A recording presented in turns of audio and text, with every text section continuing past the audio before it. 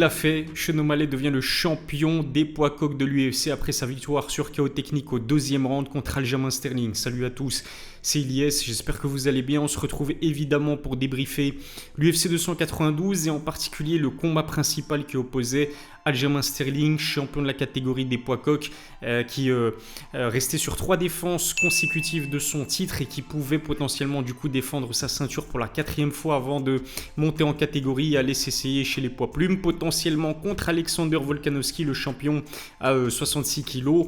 Mais le problème, c'est que Sterling est tombé sur un os et cet os, on l'appelle Sean O'Malley. Performance réussi, j'ai envie de dire. Bon, on n'a pas vu énormément de choses de la part de Sean O'Malley. Dans le premier round, les deux combattants étaient très peu actifs, très difficile de déterminer lequel des deux a décroché le premier round parce que, encore une fois, il n'y avait pas énormément d'activité. Je pense que le premier va du côté de Sterling parce qu'il était légèrement plus actif. Mais ce que j'ai aimé, malgré le manque d'activité de Sean O'Malley dans son premier round, c'était les déplacements. Les déplacements de Sean, on a senti tout de suite que ça dérangeait considérablement Sterling. Sterling, dès le début du premier round, dès le début du combat, il a mis une grosse pression à Sean O'Malley. Mais ensuite, on a vu que Sean était capable de retourner la pression contre Sterling. Parce que Sterling, justement, était dépassé par les mouvements latéraux de Sean. Il passait de la gauche à la droite, de la droite à la gauche. Gaucher, droitier aussi, il change de garde un petit peu à l'image de Terence Crawford en boxe anglaise, mais les feintes aussi de Sean O'Malley, les feintes ont particulièrement déstabilisé, je pense, Aljamain Sterling. À un moment donné, je pense qu'à 2 reprises, on a vu Sterling pencher sa tête vers le bas. Et là, je me suis dit que c'était vraiment dangereux parce qu'on sait que Sean O'Malley est un excellent striker. Franchement, les gars, il y a énormément de personnes qui disaient de Sean O'Malley qu'il était surcoté. Mais en ce qui concerne son striking, franchement, pour moi, et je l'ai dit dans mon analyse et pronostic enregistré avec Movsar Ibragimov, mais c'est certainement le meilleur striker de la catégorie des bantamweight et peut-être l'un des meilleurs, si ce n'est le meilleur striker de tout l'UFC. Il est tellement agréable à voir combattre, il a de la puissance dans les 2 points, il sait kicker. Encore une fois, les déplacements, son footwork, juste exceptionnel et incroyable. Les feintes, en fait, c'est comme si c'était, on va dire, une version miniature d'Israël Adesanya. Il sait boxer et combattre en reculant, il sait mettre la pression. Sauf que la différence avec Israël Adesanya, c'est que non seulement il a le timing, mais il a aussi la puissance nécessaire pour infliger des gros KO. C'est que Adesanya a déjà mis des KO dans sa carrière. Le dernier en date, c'était contre Alex Pereira. Mais c'est pas un combattant puissant, Israël Adesanya, c'est un combattant qui arrive à surprendre ses adversaires de par sa précision et son timing. C'est la même chose avec Sean O'Malley, sauf que je trouve vraiment qu'il a quand même une belle puissance, une belle droite pour cette catégorie des bantamweight. Les hommes à 61 kg ne savent pas dealer avec sa puissance. Mais Sean, non, vraiment, encore une fois, techniquement parlant, strikingment parlant, comme j'aime bien dire, c'est juste la très grande classe, le très très haut niveau. Et malgré son manque d'activité dans la première reprise, j'ai énormément aimé ce qu'il a proposé. Deuxième round, du coup, Sterling s'engage un petit peu trop, il cherchait à connecter Sean O'Malley. Sean O'Malley recule, timing parfait, grosse droite en contre, bras arrière qui connecte en plein dans le visage de Sterling. Je pensais que Sterling avait été éteint. On a vu ses 2 bras baissés, les 2 bras sont baissés instantanément. Il rejoint le sol, il tombe par terre. Finalement, il n'est pas éteint, mais là, Sean O'Malley, on sait qu'en grand handpand, il est vraiment terrifiant, Sean O'Malley, et il a terminé le travail. Alors, certainement que les fans de Sterling vont dire que le finish, ou plutôt le stop de l'arbitre, était trop prématuré. Moi, je trouve que pas du tout, parce que Sean a dû mettre 4 ou 5 grosses frappes à Sterling en grand handpand. Sterling ne répondait absolument pas aux frappes, il s'est pas protégé, il essayait tant bien que mal d'éviter les coups, mais il n'a pas répondu. Donc évidemment pour moi le finish est totalement mérité. Marc Goddard, qui est un arbitre très expérimenté, a bien fait de mettre un stop aux hostilités. Sean O'Malley, vainqueur sur KO technique au 2e round contre Aljamain Sterling, que beaucoup considèrent à juste titre, j'ai envie de dire à juste titre, comme le plus grand champion de la catégorie des poids coqs. Non, c'est pas cette défaite contre Sean O'Malley qui va mettre un terme à ce statut-là. Sterling a réussi l'exploit de devenir le premier bantamweight à défendre sa ceinture à 3 reprises, et Dieu sait à quel point il y a eu des grands champions dans la catégorie, les Dominic Cruz, les Henry Cejudo, les TJ Dillashaw. Sterling était le premier à avoir réussi à défendre son titre à 3 reprises. Son objectif, comme je vous l'ai dit en début de vidéo, c'était de le défendre une 4e fois face à Sean O'Malley, casser, briser la hype de Sean et ensuite monter en catégorie. Mais lui-même l'a dit en interview d'après-combat que si Sean O'Malley lui a fait subir la foudre avec un tel contre, Alexander Volkanovski aurait pu lui faire du très très sale. Donc je pense que Sterling va rester dans cette catégorie des bantamweight à 61 kg. En tout cas, il y en a un qui doit être très content, c'est évidemment Dana White. En plus de Sean O'Malley, mais Dana White, je pense que Dana White n'apprécie pas Aljamain Sterling parce que déjà la façon avec laquelle il a gagné cette ceinture sur disqualification face à Peter Yan, alors même si on sait qu'il a finalement battu, je n'ai pas envie de dire à plat de couture, Peter Yan dans le rematch, mais en tout cas de manière très nette, il a battu Peter Yan au rematch et du coup il a vraiment, on va dire, comment dirais-je, il a gagné une sorte de légitimité en tant que champion dans cette division-là. Il a ensuite battu TJ Dillashaw, il vient de battre Henry Cejudo. Donc sa légitimité en tant que champion, il l'a gagné, mais c'est un champion qui est, il est pas très charismatique, on va pas se mentir. Aljamain Sterling, il vend pas de pay-per-view, c'est pas quelqu'un qui est extrêmement populaire. On l'a vu lors de son précédent combat contre Henry Cejudo, qui se faisait dans le New Jersey. On sait que Sterling, lui, il est de New York, donc c'est pas très loin. Pourtant, le public n'était absolument pas acquis à sa cause. Au contraire, il y a des spectateurs qui l'ont hué.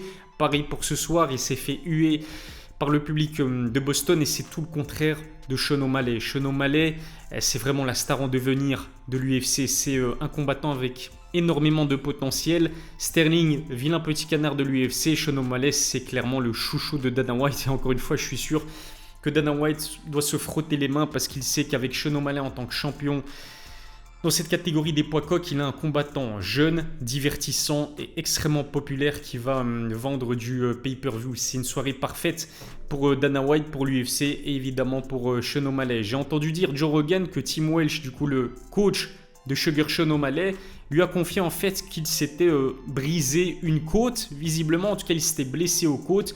Sean, ce qui fait que pendant 5 semaines, les 5 dernières semaines de sa préparation, il n'a pas travaillé son grappling. Il n'en a pas eu besoin parce que une seule tentative, je pense, d'amener au sol de la part de Sterling, c'était dans le premier round, mais dans la fin du premier round. Sean l'a défendu, peut-être même 2 tentatives d'amener au sol, toutes les 2 défendues par Sean ou alors une, je vous avoue que je ne me souviens pas trop de ça.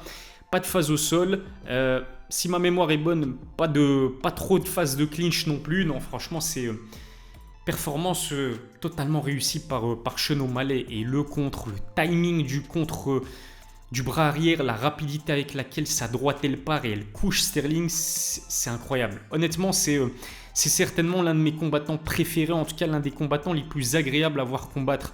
Sean O'Malley, il est juste exceptionnel, il a le package. Il a vraiment tout ce qu'il faut pour devenir une superstar à l'UFC. Et contrairement à certains Ian Gary, parlons-en un petit peu de Ian Gary qui a battu à plat de couture pour le coup Neil Magny, qui lui a tabassé sa jambe d'appui pendant toute la durée du combat. Ce que j'aime bien avec Sean, contrairement à Ian Gary, c'est que Sean, on sent qu'il est authentique. On sent que Sean, il essaye de copier personne, si vous voyez ce que je veux dire. Franchement, Ian Gary, désolé pour les personnes qui apprécient Ian Gary, hein, c'est un très bon combattant. Franchement, dans l'octogone, il n'y a rien à dire. Pour le coup, il a invaincu. Il a battu Neil Magny et encore une fois, il l'a surclassé du début à la fin du combat. Il aurait même pu l'emporter sur finish s'il s'était montré un tant soit peu plus agressif. Ou c'est même pas question d'agressivité, parce que agressif il l'était. J'avais l'impression qu'il voulait pas le finir. Mais Ian Gary, c'est trop d'être une pâle copie de Conor McGregor. Est-ce que vous êtes d'accord avec moi? Peut-être que c'est pas le cas, dites-le moi dans les commentaires.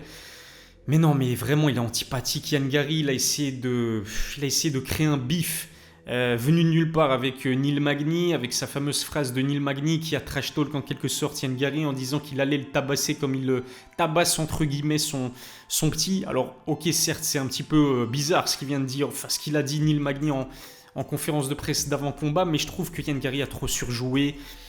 Même pendant le combat, il tabassait son adversaire, il lui fait des doigts d'honneur. Non, franchement, Ian, arrête. Sois toi-même, s'il te plaît. Avant de rentrer dans l'octogone, on l'a vu avec un costume qui ressemble étrangement à l'un des costumes portés par Conor McGregor précédemment. Au niveau de son trash talk, c'est vraiment quelqu'un qui essaye d'imiter et copier Conor McGregor. Et j'aime pas ça. Franchement, je préfère des personnes qui restent authentiques, fidèles à elles-mêmes. qui n'essaye pas de se fabriquer un personnage et qui, ouais, encore une fois, qui reste fidèle à elle-même, un petit peu comme Sean O'Malley. Sean O'Malley, depuis le début de sa carrière, il est comparé à Conor McGregor, mais on l'a jamais vu tenter d'imiter Conor. Il a son propre style, que ce soit dans l'octogone ou même en dehors. En tout cas, vraiment, c'est ce qui pouvait arriver de mieux à l'UFC, le fait que Sean O'Malley batte Aljamain Sterling et devienne le nouveau champion dans la catégorie des poids coqs. Maintenant, ce qui reste à déterminer, c'est quel sera le prochain adversaire de Sean pour sa première défense de titre dans cette division des bantamweights qu'il a dynamité, hein, avec sa précédente victoire polémique en plus contre Petr Yan. J'ai encore revu le combat il y a quelques temps et franchement, c'est vrai que c'est difficile de déterminer un net vainqueur dans ce combat. Je donnais le deuxième round net à Petr Yan, le premier round est discutable, le troisième round je le donnais à Sean O'Malley. C'était un combat extrêmement serré, mais du coup Sean, ce qu'il faut dire aussi, c'est que c'était seulement la deuxième fois qu'il bat un top 5 dans la catégorie des poids coqs. Victoire sur décision partagée contre Petr Yan, très polémique, très controversée, mais pour le coup face à Aljamain Sterling, là non, il y a vraiment plus de discussion possible. Sean O'Malley est un top combattant. Je pense que j'ai tout dit. Dites-moi ce que vous avez pensé de la prestation et de la performance de Sean O'Malley. Dites-moi ce que vous avez pensé également de la prestation de Ian Garry face à Neil Magny. Et puis mention spéciale aussi à Zhang Weili, qui a vraiment qui a fourni elle aussi une prestation vraiment de très très haut niveau face à Amanda Lemos, qui a neutralisé vraiment sa dangerosité. Elle a mangé quelques droites par-ci par-là pendant le combat, mais globalement elle a maîtrisé Amanda Lemos, qui reste une combattante très dangereuse, très agressive, mais Zhang était vraiment un cran au-dessus. Elle défend sa ceinture dans la catégorie des poids pailles avec beaucoup de brio. Si ce n'est pas encore fait, abonnez-vous à ma chaîne, activez la cloche pour recevoir les notifications, lâchez un pouce bleu, ça fait évidemment toujours plaisir. Je vous remercie de m'avoir suivi. Je vous donne rendez-vous très vite pour une nouvelle vidéo. D'ici là, prenez soin de vous.